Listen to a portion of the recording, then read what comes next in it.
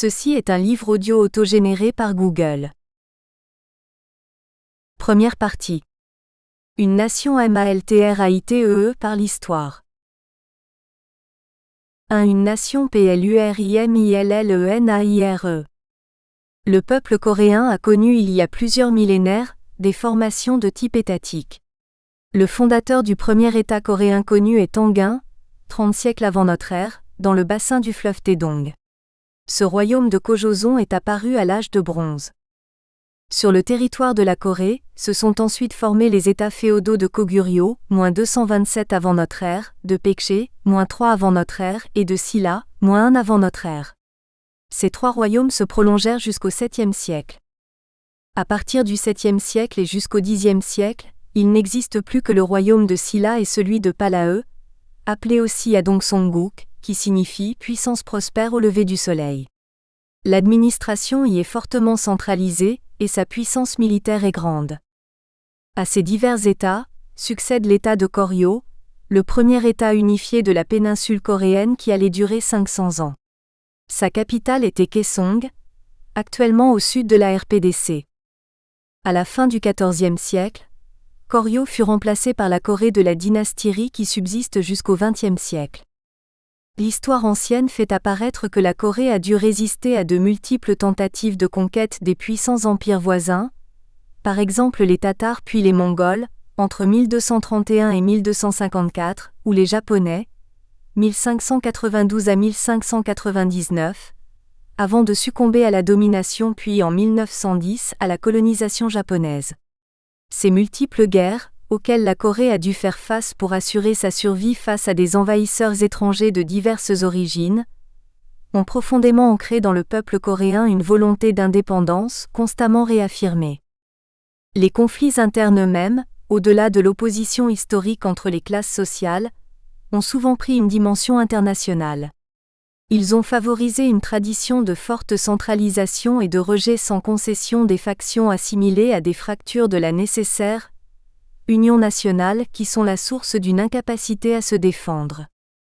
Cet héritage difficile a conduit à l'édification d'un État centralisé et très hiérarchisé, aidé en cela par le confucianisme, capable de résister politiquement et militairement à tous les étrangers assimilés à des ennemis.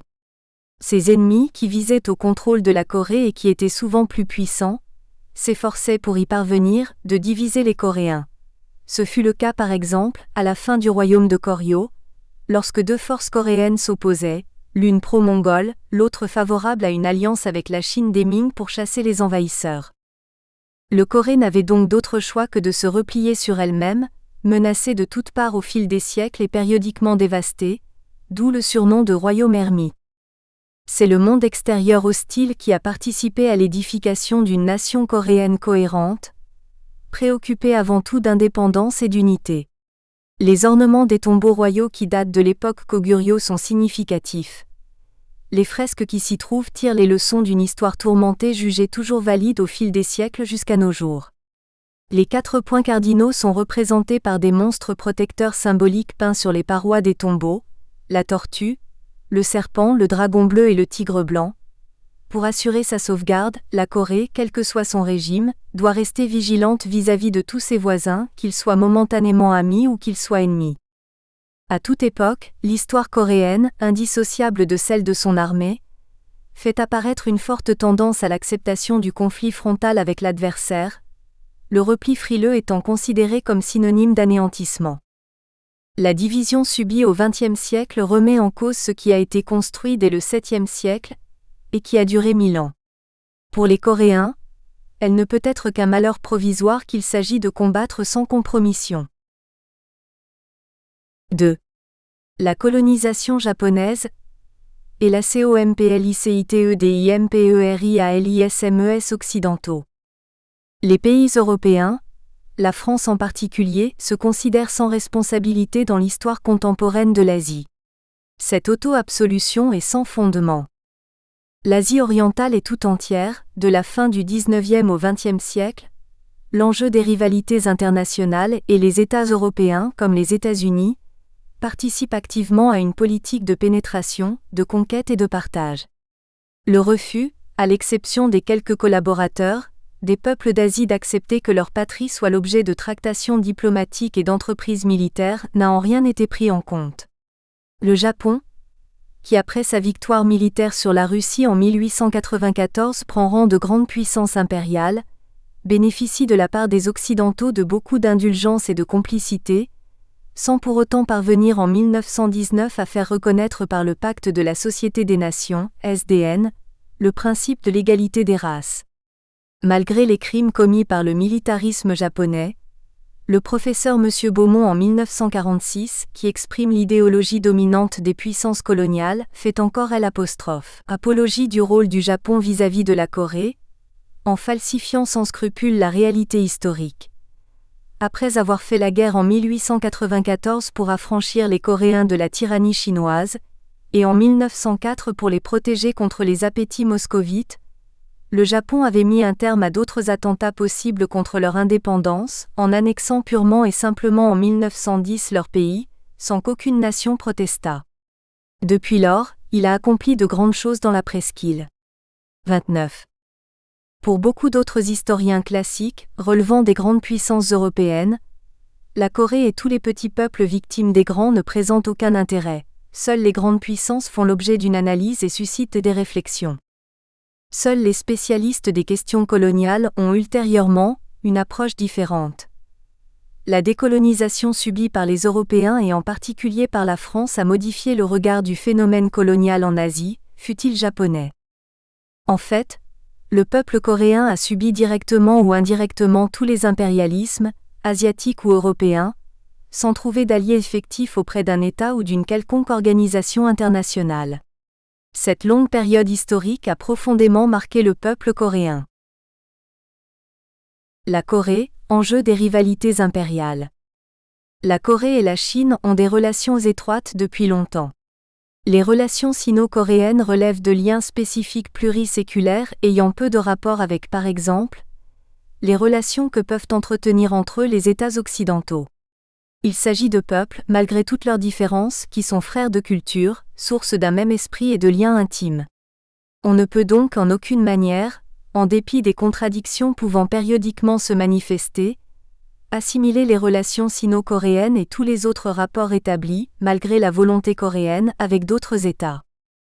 Après avoir été ravagés au XIIIe siècle par les invasions mongoles qui visaient la conquête du Japon, puis par les tentatives japonaises du XVIIe siècle ayant pour but l'invasion de la Chine, la Corée a été pénétrée par les jésuites venus d'Europe qui s'efforcent d'évangéliser les paysans pauvres, provoquant en réaction une fermeture du pays, se sentant menacée d'une entreprise où christianisme et commerce étaient associés. À ces premières ingérences occidentales succédèrent celles des mouvements nationalistes japonais, comme par exemple celui du Dragon Noir, financé par l'armée et les milieux d'affaires japonais, qui diffusent leurs idées en Corée et en Mandchourie au début du XIXe siècle. Les Américains et les Français tentent à leur tour d'obtenir l'ouverture de ports en Corée pour faciliter leurs activités commerciales. À la fin du XIXe siècle se développe en Asie, comme sur les autres continents, une compétition de plus en plus âpre et violente entre les grandes puissances occidentales, le Japon et la Chine, au nom du laisser-faire et du libre-échange. La Corée, par sa position géographique, est au cœur des rivalités et de toutes les crises qui en résultent. L'affaiblissement de l'État chinois depuis la première guerre de l'opium en 1842, précédant les deux autres de 1856 et 1858, et l'écrasement de la révolte des Taiping, 1851, 1868, 33, ainsi que l'occupation française du Tonkin facilitent toutes les ingérences. Les méthodes employées sont simples, les rapports de force, y compris militaires, et la conclusion de traités inégaux, considérés ultérieurement comme nuls par le droit international. Les conséquences pour les peuples, notamment coréens, sont, en dépit de l'introduction d'une certaine modernité de nature technique, une inégalité et une misère sociale renforcée, allant jusqu'à des famines à répétition, la destruction de l'artisanat local, la perte des revenus douaniers dans un premier temps 35. Dans une seconde phase, proprement impérialiste, les hégémonies étrangères débouchent sur le pillage des ressources nationales, l'introduction de produits importés, de capitaux étrangers et une déculturation systématique. les banquiers ont rapidement succédé aux marchands, notamment pour la France Paribas. La Corée se trouve stratégiquement sur le chemin de l'impérialisme japonais, qui entend faire face aux avancées russes en Mandchourie. En 1876, la Corée se voit dans la nécessité de signer le traité de Kangwa qui ouvre au Japon ses ports et reconnaît l'extraterritorialité au sujet japonais en Corée. C'est la première tentative japonaise de briser les liens sino-coréens. En 1878, la Chine, en espérant faire contre-feu aux ambitions japonaises, oblige la Corée à conclure un traité, négocié par les Chinois, avec les États-Unis. Mais en 1885, un nouveau traité permet au Japon d'envoyer des troupes en Corée en cas de troubles graves dans le pays et si la Chine décidait d'y envoyer des forces. À partir de 1890, le Japon veut exporter sa production cotonnière sur le marché chinois et écarter le concurrent russe. C'est la guerre de 1894 contre la Chine qui se conclut par la victoire japonaise avec l'appui de la Grande-Bretagne, et le traité de Shimonoseki, 1895, établissant une sorte de partage sur la Corée de l'influence japonaise et russe. Sont ainsi juridiquement rompus les liens traditionnels sino-coréens. En 1902, un traité Japon-Grande-Bretagne facilite la pénétration japonaise en Mandchourie à partir de la Corée. La compagnie du Yalu gère la mise en valeur de la zone frontière Corée-Mandchourie tout en excluant les Russes. Les Coréens qui émigrent en Mandchourie, protégés par la police consulaire japonaise, servent de colons pour l'expansionnisme japonais qui entend avoir la maîtrise des minerais et du soja chinois local, tout en contrôlant la voie vers la Chine continentale. En 1904, c'est la guerre nippo-russe sanctionnée par le triomphe du Japon et conclue par la traité de Portsmouth de 1905, première victoire asiatique contre un impérialisme blanc. Le Japon occupe définitivement une place de grande puissance et installe un protectorat sur la Corée, sous prétexte de lui donner son indépendance vis-à-vis de la Chine. À la caution de la France, signifiée dans les accords financiers et diplomatiques franco-nippons de 1907, qui écarte ainsi l'Allemagne, s'ajoute celle des États-Unis, accord de 1907 à 1908, et celle de la Grande-Bretagne, accord de 1911. Un cause impérialisme est ainsi aménagé en Asie, au bénéfice surtout du Japon, mais avec certains avantages au profit des Occidentaux, en dépit d'un climat général de concurrence. La déclaration commune franco-russe du 16 mars 1902 est significative. L'hégémonie globale japonaise est acceptée, mais sa zone d'influence doit rester ouverte au commerce et à l'industrie de toutes les autres nations. Ainsi, sans la moindre préoccupation des droits du peuple coréen, les grandes puissances occidentales en concurrence les unes avec les autres et avec le Japon s'étaient efforcées de consolider leur situation dans le Pacifique. Les États-Unis, par exemple, ne s'opposaient plus au Japon reconnu compétent pour, selon la formule du président Roosevelt, la réorganisation de la Corée, en échange de l'abandon de toute revendication japonaise sur les Philippines. La France, pour sa part, reconnaissait au Japon dans un nouveau traité de 1905 la capacité d'assurer la paix dans ces régions, en vue du maintien de la situation respective et des droits territoriaux des deux parties contractantes sur le continent asiatique. 38. La Corée annexée. Le 24 février 1904, l'empereur de Corée est contraint d'accepter un protectorat japonais de fait sur le pays. La Corée s'engageait à être pour le Japon une fidèle alliée. L'armée japonaise occupait les principaux points stratégiques. Le gouvernement coréen était placé sous la tutelle de conseillers économiques et financiers japonais qui ouvrent le marché coréen au milieu d'affaires japonais et permettent acquisition de terres et de divers droits, la pêche par exemple, pour les Japonais. Les États-Unis, en échange de leur libre maîtrise des Philippines, approuvent la position japonaise, accord Taft-Katsura, traité de Portsmouth. La Grande-Bretagne adopte la même attitude favorable au Japon. Aucune grande puissance ne s'oppose donc au protectorat consacré formellement le 17 novembre 1905. La tentative de la Corée de faire appel à la Cour permanente de justice internationale de La Haye ne conduit qu'à l'abdication de l'empereur en 1907 et au renforcement du contrôle japonais sur tout le pays. Le Vatican lui-même ne prend pas la moindre initiative en faveur de la Corée, en raison de l'image positive du Japon en voie d'occidentalisation et de modernisation de son État. Le Saint-Siège ne porte pas d'intérêt à la chrétienté coréenne. l'Église prêche aux catholiques coréens la plus parfaite soumission aux autorités nippones. L'annexion pure et simple est prononcée le 23 août 1910. La Corée, appelée Chosun, fait désormais partie intégrante du territoire japonais. Séoul devient Keijo et Pyongyang Eijo. Ce n'est que le 15 août 1945 que le Japon capitule et que la tentative d'assimilation de la Corée au Japon cesse. Jusqu'à une date récente, nul ne contestait la brutalité criminelle du colonialisme japonais, rappelée encore aujourd'hui par le professeur P.F. Souiri dans le Livre noir du colonialisme. 16-21e siècle, de l'extermination à la repentance, Paris. 2003, dirigé par Marc Ferraud. Mais, comme pour toutes les autres manifestations du phénomène colonial dans le monde, des historiens américains, japonais et européens entendent réhabiliter l'œuvre du Japon en Corée entre 1905 et 1945 et le rôle positif joué par les Japonais dans le domaine économique, édification d'une base industrielle et de voies de communication. L'occupation coloniale serait à l'origine de la réussite économique qui s'est produite ultérieurement. En bref, la colonisation japonaise comme celle de la France ou de la Grande-Bretagne, à quelques variantes près, a exercé une mission civilisatrice.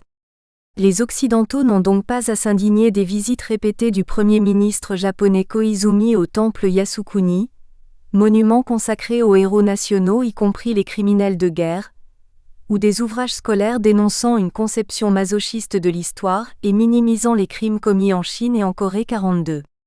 La sympathie occidentale contemporaine pour le Japon, victimisé par le souvenir des bombardements d'Hiroshima et Nagasaki, est pris en considération pour sa puissance économique, tend à modifier la mémoire de sa responsabilité vis-à-vis de l'Asie tout entière, en particulier de la Corée. C'est sans interruption que les massacres et génocides pratiqués par les nazis sont rappelés en Europe et aux États-Unis. La guerre des Blancs à l'encontre d'autres Blancs est impardonnable et de signification prétendument universelle.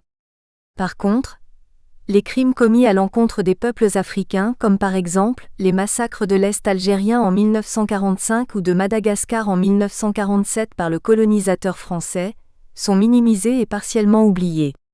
Quant aux massacres des Asiatiques entre eux, ils sont quasiment passés sous silence vis-à-vis de l'opinion occidentale, comme s'ils relevaient d'une autre planète.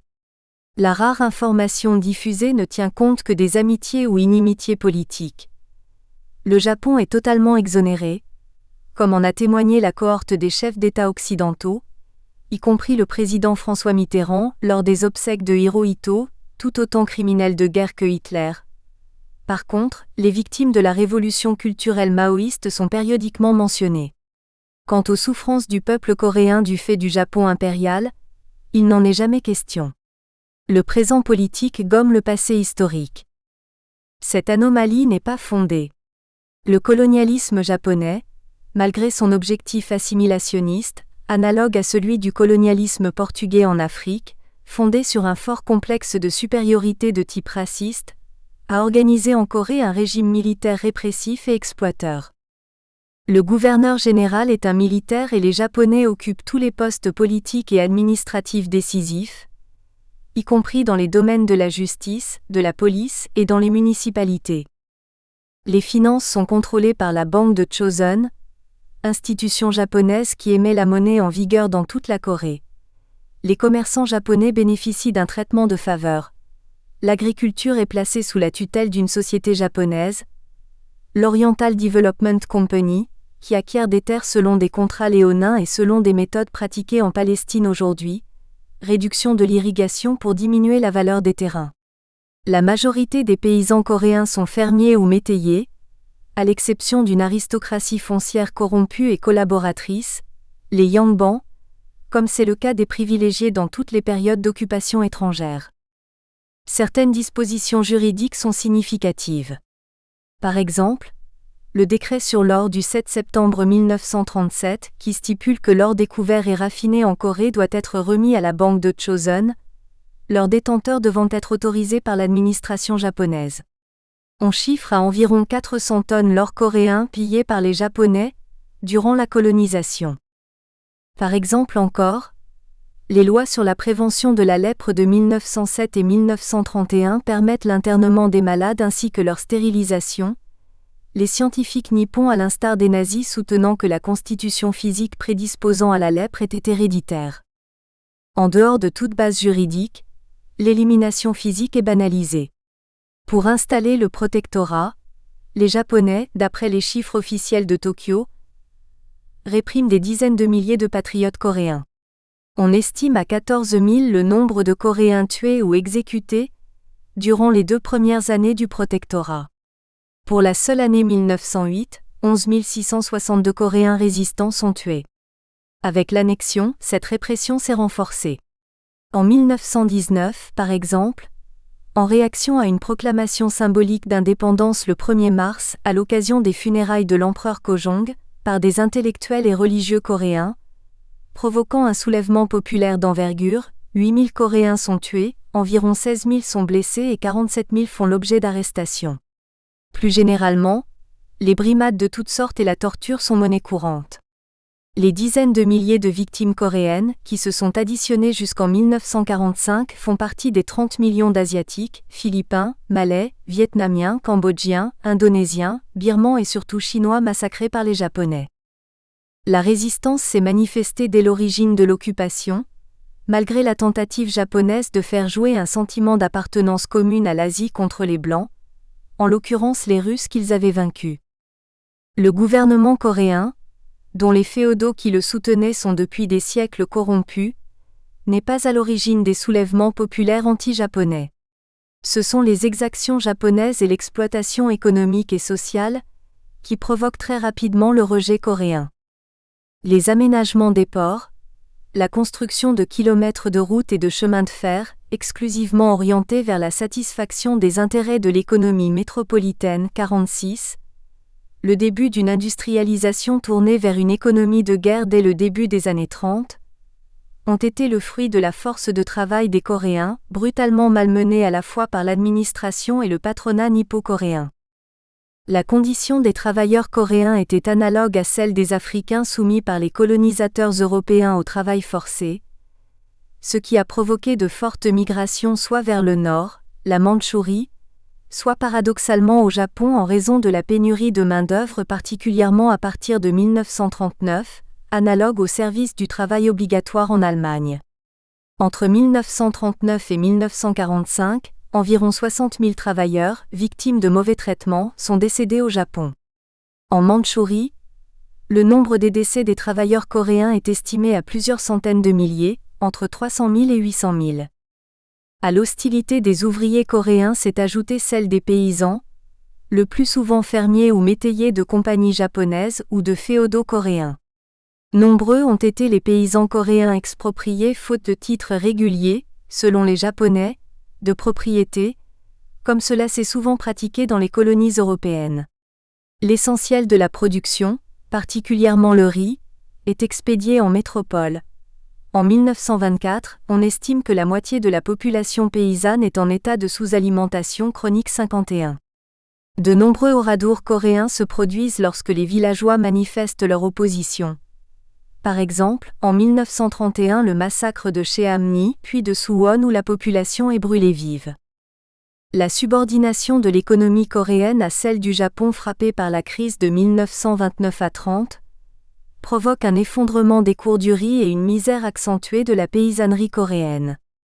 Aux enrôlements de force des hommes dans l'armée et des femmes dans la prostitution pour les militaires, les femmes de réconfort, s'ajoute une politique systématique de japonisation et d'acculturation, bien que refusée par les étudiants et les intellectuels. Au nom de l'assimilation, tout est entrepris pour supprimer la langue et la culture coréenne.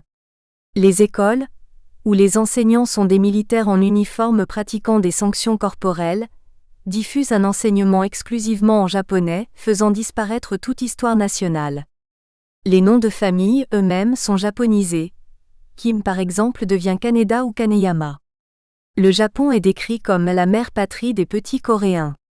Le culte de l'empereur, Dieu vivant, est introduit dans les programmes et chaque école comporte une salle spéciale, la salle de la loyauté, où une exposition permanente tendait à démontrer que le Japon était la nation la plus ancienne et la plus puissante du monde. Au sein de la société civile, sont envoyés des prêtres japonais, shintoïstes et bouddhistes, pour contrer l'influence limitée des missionnaires occidentaux, notamment américains. La classe privilégiée et les officiels coréens ayant quelques responsabilités administratives collaborent activement avec l'occupant japonais. Lors de la guerre dévastatrice avec les Russes en 1904, sur le territoire coréen, les réquisitions en faveur de l'armée japonaise avaient déjà été gérées par des intermédiaires coréens qui ont, selon Jack London 54, surpassé les Occidentaux dans le domaine du détournement de fonds. Pour les Coréens, ces officiels étaient traditionnellement des voleurs. J. London précise en 1904, « Les Coréens n'ont jamais connu autre chose que le vol de la part de leurs dirigeants. Mais la colonisation démultiplie le pillage pratiqué conjointement par l'occupant japonais et par la semi-élite coréenne. Celle-ci va être pour longtemps discréditée par son comportement antinational et sa participation aux institutions japonaises 55. Quelques exilés, constitués essentiellement d'intellectuels nantis réfugiés aux États-Unis dès 1910, animés par quelques personnalités comme Syngman Rhee, loin du territoire national, ont formé un mouvement tourné vers l'Occident. Sur le terrain 57, les nationalistes, réunis tout d'abord à Shanghai dans la concession française en 1919, puis en Chine du Nord, représentaient le mouvement populaire favorable à l'indépendance nationale et à la lutte armée contre les Japonais. Comme dans toutes les colonies, le sentiment national s'est ainsi renforcé au fur et à mesure que se prolongeait l'occupation puis la guerre. Le mouvement coréen de libération nationale, comme au Vietnam, s'est largement identifié à une résistance nationale 59 qui, avec son leader, Kim Il-sung, se refusait à tout alignement sur les puissances étrangères. 3. La politique des puissances, la division de la COREE, 1945 à 1948. Le peuple coréen a toujours témoigné de lui-même, face à l'étranger décidé à le nier ou à le diviser. Lorsque la Corée est livrée au Japon et lorsque s'ouvre à La Haye la seconde conférence mondiale de la paix en 1907, des émissaires vinrent de Corée pour faire reconnaître le Japon comme agresseur et proclamer l'indépendance de leur pays. Constatant que leur requête n'avait aucun écho, et que les grandes puissances occidentales qui dominaient la société internationale ne montraient qu'indifférence, ils se donnèrent la mort dans la salle de conférence devant les représentants des 44 États participants. À la veille de sa capitulation, le Japon s'est efforcé de conserver malgré tout une partie de ses colonies. Il a envisagé de diviser la Corée en deux, une partie étant réservée aux colons japonais permanents tandis que l'autre n'était soumise qu'aux troupes japonaises mobiles, susceptibles, si nécessaire, de se retirer. Lorsqu'en 1945, la défaite militaire japonaise définitive entraîna la mort du colonialisme japonais sur la Corée, une situation analogue à celle de 1907 se produisit. Malgré la promesse officielle de l'indépendance à la conférence du Caire en 1943 et à Potsdam en 1945, les grandes puissances, à nouveau, prévoient en réalité une tutelle tripartite, États-Unis, Chine, URSS sur la Corée, à l'initiative des États-Unis pour une durée plus ou moins longue. Sur le terrain, les grandes puissances, profondément ignorantes des réalités coréennes, imposent un partage artificiel du pays en deux zones. L'une au nord, dotée de ressources minérales et énergétiques, accueille en août 1945 l'armée soviétique. L'autre au sud, beaucoup mieux pourvue sur le plan agricole, 70% du riz et 85% de toute la production agricole, est occupée en septembre, soit un mois plus tard, par l'armée américaine. Lors de la capitulation japonaise, le 15 août 1945, les soviétiques en effet sont encore seuls sur place. La ligne de séparation est totalement arbitraire, rappelant les découpages réalisés par les colonisateurs européens en Afrique devenus depuis des frontières étatiques. Il correspond au 38e parallèle, choisi par des officiers américains et accepté par les forces armées alliées, sans la moindre consultation des Coréens pour une période officiellement très temporaire. Le 38e parallèle est choisi dans le dessein de départager les responsabilités entre alliés pour le désarmement des troupes vaincues et pour la déjaponisation du pays. Dans un premier temps, la refondation d'un État coréen unitaire souverain était l'objectif des Coréens et apparemment, des Alliés. Cette refondation supposait non seulement l'expulsion des responsables japonais, mais aussi une épuration des éléments coréens ayant collaboré, tout comme l'exigeait la démocratisation des États libérés de l'occupation allemande. La position des États-Unis en réalité était toute différente.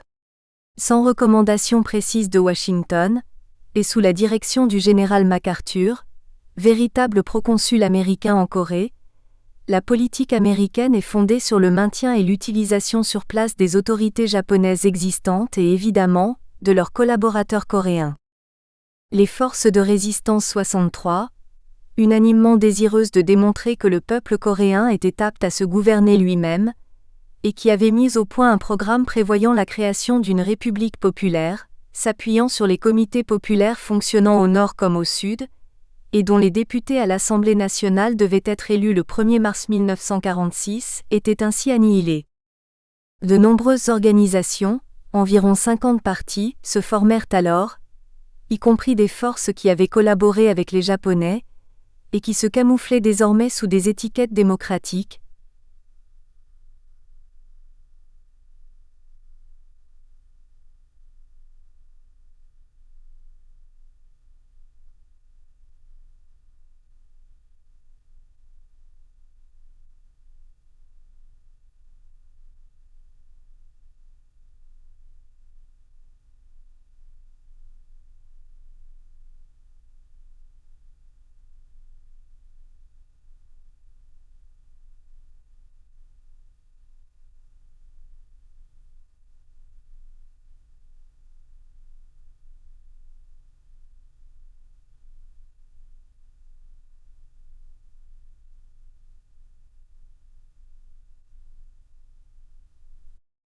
Choisi par les États-Unis et de retour en Corée après 33 ans d'exil aux États-Unis, Syngman Rhee s'est alors présenté à Séoul comme un simple citoyen apolitique, n'appartenant à aucun groupe, se situant au-dessus des partis, champion de l'unité de tous les Coréens et de la réunification.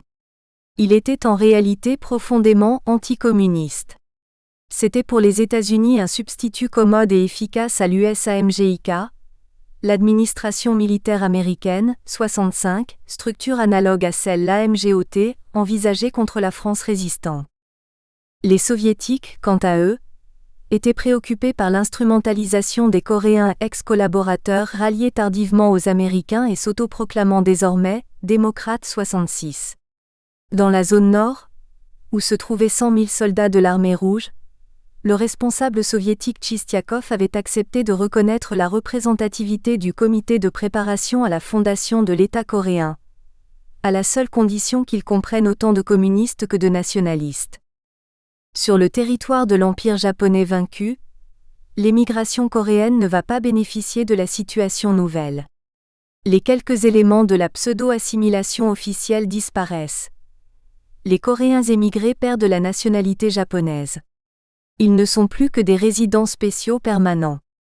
Ils ne constituent que la communauté étrangère la plus importante au Japon. Si certains rentrent au pays, nombreux sont ceux qui restent, faute de moyens ou ayant perdu toute attache familiale en Corée. Pour résister aux discriminations, les Coréens sont toujours traités comme des inférieurs que les autorités japonaises leur imposent. Ils se regroupent dans deux organisations, la Chongryon tournée vers Pyongyang et la Mindan tournée vers Séoul. La commission mixte soviéto-américaine, créée par la conférence de Moscou de décembre 1945 est chargée d'aider à la formation du premier gouvernement coréen, malgré 2 années de négociations, n'aboutit à rien. Durant ces pourparlers entre grandes puissances, la Corée du Sud fut le théâtre d'arrestations en masse des membres des partis de gauche qui furent en fait interdits 67, ainsi que leurs journaux, et d'élections truquées, remportées par les partis de droite assistés par l'ancienne police qui avait été au service des Japonais. L'échec de la commission mixte conduisit les États-Unis à proposer en 1947 la réunion d'une assemblée provisoire dans chaque zone en vue ultérieurement de constituer une assemblée nationale. Le nombre des représentants de chaque zone étant proportionnel à la population, l'Assemblée nationale devait être composée aux 2/3 d'élus du Sud, plaçant en minorité la gauche coréenne. C'était le début du processus de division de la Corée, appuyé par l'Assemblée générale des Nations unies, en violation des accords de Moscou. En Corée du Nord, Le gouvernement populaire constitué en 1945, avant même l'arrivée des Américains en Corée du Sud, s'est considéré comme un organe légalement constitué, conforme à l'esprit de la Charte des Nations Unies. Le journal américain Christian Science Monitor du 3 juin 1946 notait: la plupart des observateurs des tendances politiques en Corée constatent unanimement que les Coréens penchent dans l'ensemble vers la gauche. Ceci est particulièrement frappant en zone américaine, où la République populaire, composée d'éléments socialistes et communistes, jouit d'un appui populaire beaucoup plus grand que tout autre groupe politique.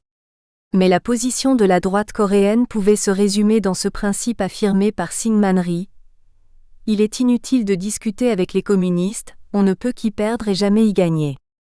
Si pour chaque camp, la division n'était que provisoire, on ne rappellera jamais assez dans quelles conditions scandaleuses elle a été imposée par l'Occident à un peuple, qui déjà victime d'une oppression coloniale plus impitoyable qu'ailleurs, a payé en outre de façon sanglante la défaite de son oppresseur. L. van der Merch, Opsite, pages 79 à 80. Une fois de plus, les puissances décidaient en lieu et place des Coréens. Deux États, appuyés respectivement par deux grands, les États-Unis et l'URSS, qui entamaient une guerre froide, sur la base de leurs propres intérêts, étaient condamnés à naître sur le territoire coréen dans les pires conditions. La République de Corée, Séoul, est sous les auspices des États-Unis, officiellement fondée le 17 juillet 1948-68, et la République populaire démocratique de Corée,